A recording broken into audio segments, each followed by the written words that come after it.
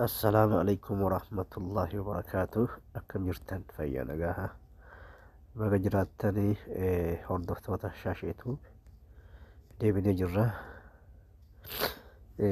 الرافي قافيني وانتو قوات نسي دي أدينا النسي أكاونتي عربة جيميلا أكامتي أكامنانو وجمال لالا جيشونا جيميلا مناتشونا ترتيب نسابة نمون لندون جيميل isaa kana kallattii banatama waan hin beeknee fi namni beektan akka beektanitti ta'ee kan beekne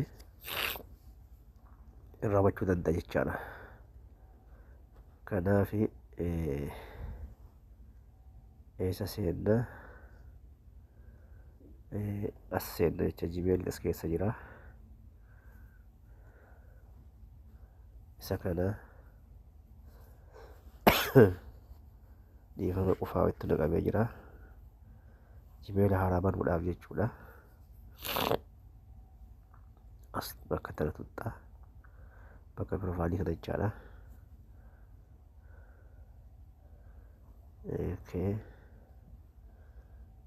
Isa tuttaa achi booda ol harkiftee naannoo kana dhuftee aad anaazeer akkaawunti kan jedhu kana jecha isa cuqaabna. Amma jimeelli bifa baay'eetu jira. Karaa googilii jira, outlook, hotmail, live jira, yahoo jira, exchange in the office jira, azeriin jira jecha. Jimeela gosa hedduu jira. Nu barbaadu jimeela googilii kana banachuu barbaada jechaadha. Ka googilii kana.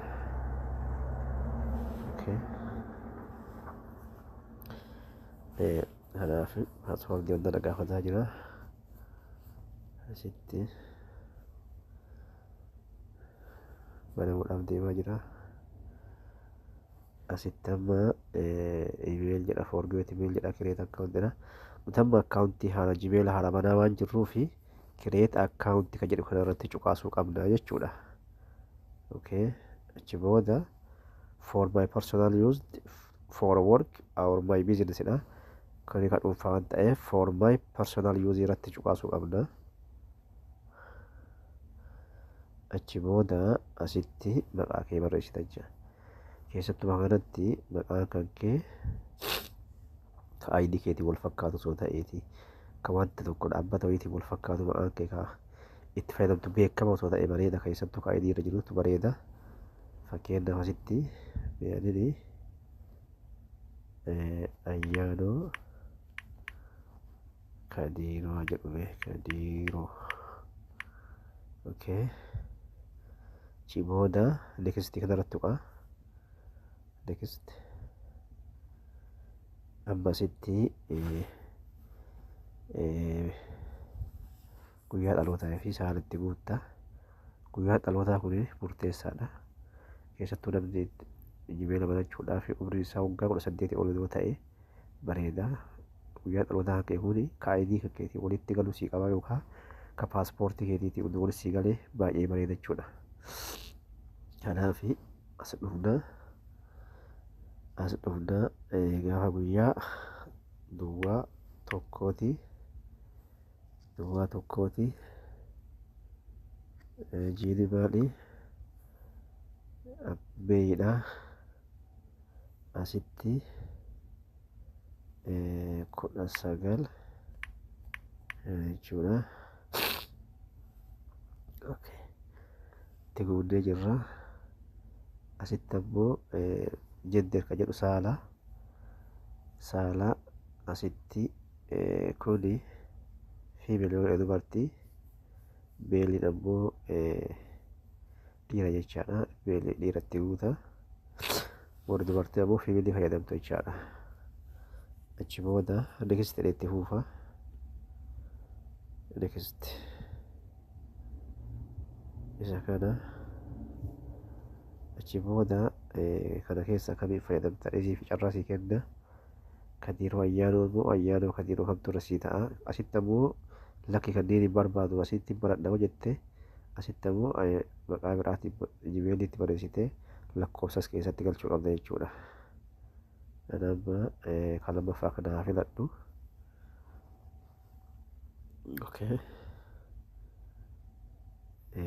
Amma dubbiin asitti paaspoortii kana paaspoortiin kun cimaa ta'uu qaba.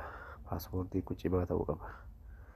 Yoo isin jedhu diijiitii 8 ol ta'uu qaba. Hanga 12 itti guutte rakkoo qabu. Garuu paaspoortii kan kee icciitawaa yookiin cimaa lakkoofsa qubee mallattoo adda addaa fayyadamuu qabda.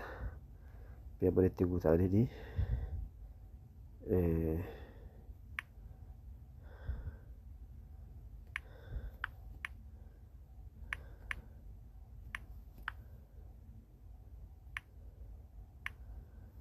paaspoortii cimaa jechuudha.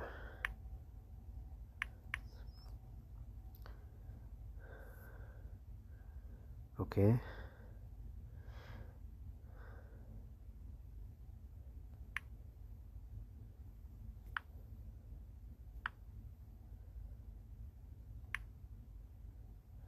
Akkana yoo itti guuttanii baay'ee bareeda jechuudha. Kanumaaf wanti kana ammaaf ani isin mul'isuudhaan malee barachuuf miti. Barachuudhaaf ammoo akkanatti ani paaspoortii isin mul'isaatiin hojjechuun sirrii miti jechuudha. Booda deebisee dileet godha. Achi booda nekstii kana tuqna. Nekstii kan jedhu kana maaliif dittee as keessatti amma dogoggorri jiru maali?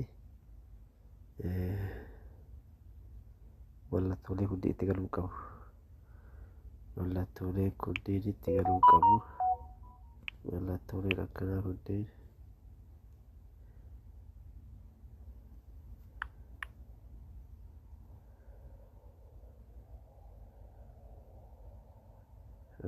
amma nekstiidha. Amma deemaa bakka hojjete. Banamee amma nekstiin deemna ammas kuni seera jiimeelaati. Googilii keessatti wantoota isin hayyamu jira, wanta hayyamneetu jira. Ulaagaa isaa kana dubbistee fixxee hunda isaa eega dubbistee booda warra gadi buutee agireettee walii mallatteessite jecha agirii yoo dubbistee booda jecha yoo wal taate agireettee asirra cuqaafta.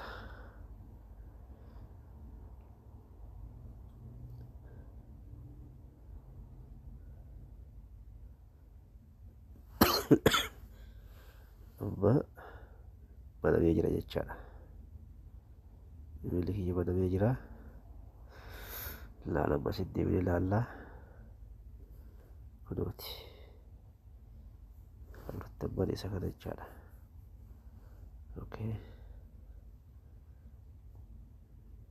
Bifa kanaani jiimeelii barachuun ni danda'ama. Siin jedhaa galatoomaa. Fayyaa ta'a.